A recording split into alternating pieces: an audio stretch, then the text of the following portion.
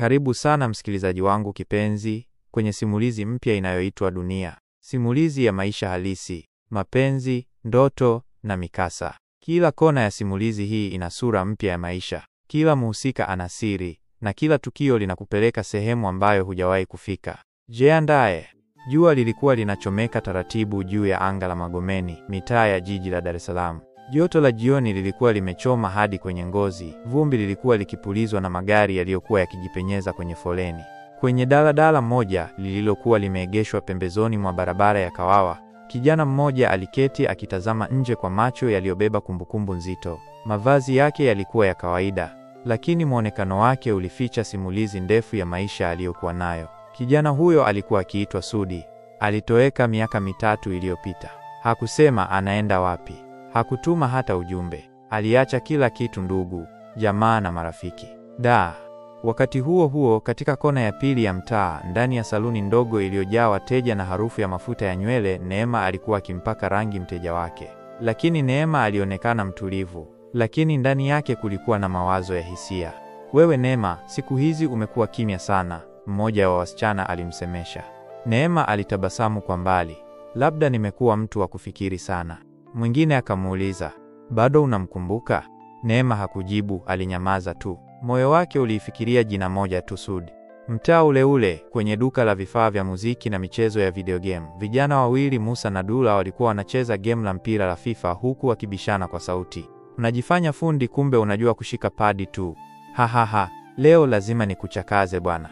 Wakiwa bado kwenye makelele yao, mlango wa duka ulifunguka. Wote wakageuka. Kumbe alikuwa ni Sudi. Walimkazia macho kana kwamba wameona kivuli. Musa akasimama taratibu. "Wewe ni Sud?" "Ni mimi," Sudi alijibu kwa sauti ya chini. "Nimerudi." Ukimya ukatanda. Dakika chache tu, lakini hisia zilikuwa nzito kama mzigo wa mawe. Upande wa pili kwenye saluni, Neema alihisi kama vile simu yake inaita. Ilikuwa ni namba isiyojulikana. Hakujua kwa nini moyo wake ulikuwa unadunda kwa nguvu isiyo ya kawaida. Aliinama taratibu akaipokea. "Halo?" Kulikuwa na kimya kwa sekunde kadhaa kabla sauti ya kiume ya upole na ya kukumbukwa ikasema, "Neema." Neema alisimama ghafla kana kwamba aliguswa na umeme. Sauti ile ilimrudisha nyuma miaka 3 iliyopita, siku ile ambayo Sud alimuaga kwa tabasamu la mwisho, tabasamu ambalo hakulijua kuwa lingeambatana na kimya cha miaka yote hiyo. "Ni mimi Sud." Sauti ile iliendelea. Unamaanisha nini?" Neema aliongea kwa sauti ya kupasua kimya cha saluni, wateja wakimkodolea macho. Alijitahidi kujizuia machozi. "Neema, nimerudi. Nipo Dar. Nipo Magomeni." Sauti ya Sudi ilibeba msamaha mwingi na huzuni ya muda mrefu. Hakukuwa na jibu upande wa pili. Neema alikuwa ameduaa, machozi yakianza kumtoka. Alizima simu bila kusema neno. Saluni ilijaa ukimya wa kushangaza. Katika duka la michezo, Sudi alikuwa ameketi huku akishikana mikono, akionekana kama mtu anayetafuta nafasi ya pili. Musa na Dula walikuwa bado kimya, macho yao yakimtazama kama wanajaribu kuelewa, je, huyu ni yule Sudi waliomfahamu? "Sud, umetoka wapi kaka?" hatimaye Musa aliuliza. Sud alitazama sakafuni. "Maisha kaka, kuna mambo mtu anahitaji kutoweka ili kuyaelewa. Nilihitaji kujua mimi ni nani, ninataka nini, na Nilikosea kuondoka bila kusema." Dula akamkazia macho. "Na Neema?" Uliacha moyo wake ukining'inia.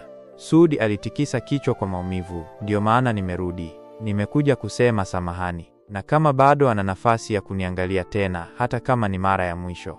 Jua lilikuwa linazama taratibu, kivuli kikiwa kimevaa anga la Magomeni. Usiku ulikuwa unashuka, na hali ya baridi ya jioni ikaanza kupenya katika koo na nafsi. Neema alitoka nje ya saluni, akapumua kwa nguvu kama anayeshusha mzigo. Simu ilikuwa mkononi, machozi yanaendelea kumtoka. Kichwa chake kilijaa maswali, lakini moyoni, jibu moja tu lilimtesa. Je, bado anampenda? Simulizi hii itaendelea. Asante kwa kuwa nami hadi mwisho wa sehemu ya kwanza. Tukutane tena kwenye sehemu ya pili ya Dunia, usikose.